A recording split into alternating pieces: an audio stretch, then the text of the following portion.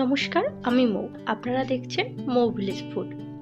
নিরামিষ দিনে এই রেসিপিটি আপনারা বাড়িতে অবশ্যই তৈরি করতে পারেন। আজকের রেসিপিটি আলু ফুলকপির তরকারি।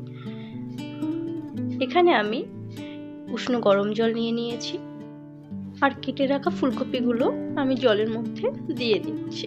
আর এর মধ্যে আমি দিয়ে দিচ্ছি লবণ। লবণ এবং গরম জলে ভিজানোর কারণ হলো এর মধ্যে যদি কোনো পোকা থেকে থাকে সেটি বেরিয়ে যাবে। এদিকে আমি একটি কড়াইতে একটু বেশি পরিমাণে তেল নিয়ে নিয়েছি।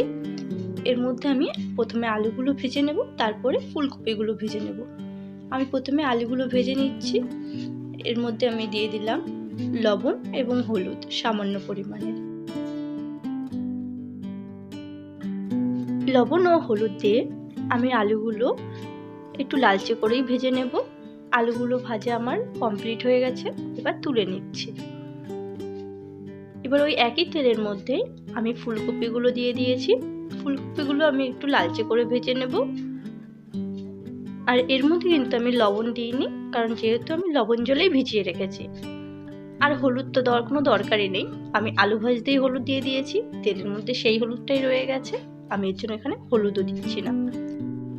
ফুলকপি ভাজা হয়ে গেছে, এবার আমি ফুলকপিগুলো নামিয়ে নেব। ফুলকপি নামিয়ে কড়াইতে আমি তেল দিয়ে এর মধ্যে দুটো তেজপাতা, দুটো এলাচ, দুটো দারচিনি ও গোটা জিরে ফোড়নে দিয়ে কিছু সময় নেড়ে চেড়ে এর মধ্যে আদা এবং কাঁচা লঙ্কা বাটা আমি দিয়ে দিয়েছি। আর দিয়ে দিচ্ছি জিরে গুঁড়ো এবং লঙ্কা গুঁড়ো। আপনারা যেরকম ঝাল খাবেন সেই অনুযায়ী ঝাল দেবেন। এরপর দিয়ে দিয়েছি টমেটো পেস্ট। টমেটো পেস্ট দিয়ে আমি কিছুক্ষণ সময় ভেজে নেব, যতক্ষণ না টমেটোর থেকে কাঁচা গন্ধটা চলে যাচ্ছে। টমেটোটা ভালো করে কষিয়ে নেওয়ার পর আমি এর মধ্যে দিয়ে দেব ধনে গুঁড়ো, পরিমাণ মতো লবণ, আর দিয়ে দেব সামান্য পরিমাণে হলুদ গুঁড়ো।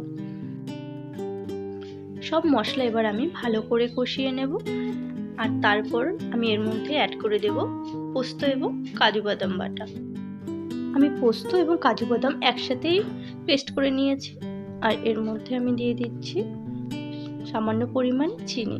চিনিটা দেওয়ার কারণ টমেটোর টকটাকে ব্যালেন্স করার জন্য। মশলা ভালো করে কষিয়ে নেওয়া হয়ে গেছে, এবার এর মধ্যে ভেজে রাখা আলু আর ফুলকপিটা দিয়ে দেব। আলু ফুলকপি দিয়ে আমি কিছুক্ষণ সময় ভালো করে কষিয়ে নেব। আলু এবং ফুলকপি কষানো হয়ে গেলে এর মধ্যে আমি জল দিয়ে দিচ্ছি। আমি কিন্তু আলু এবং ফুলকপিগুলো ভালো করে ভেজে নিয়েছি। এবার আমি গ্যাসের ফ্লেমটি মিডিয়াম টু লো ফ্লেমে রেখে 10 মিনিটের জন্য রান্না করে নেব। এইদিকে আমার আলু ফুলকপি রান্না করা হয়ে গেছে। এবার আমি এর মধ্যে দিয়ে দিচ্ছি ধনেপাতা কুচি আর দিয়ে দেব সামান্য পরিমাণে গরম মশলা গুঁড়ো। আপনারা চাইলে এখানে ঘি দিতে পারেন। তরকারিটি এবার আমি নামিয়ে নিচ্ছি। আপনাদের এই রেসিপিটি যদি ভালো লেগে থাকে তাহলে আমাকে অবশ্যই কমেন্ট করে জানাবেন এবং লাইক ও শেয়ার করবেন। আর পরবর্তী ভিডিও দেখবার জন্য সাবস্ক্রাইব করে রাখবেন। আপনারা সবাই ভালো থাকবেন, সুস্থ থাকবেন। নমস্কার।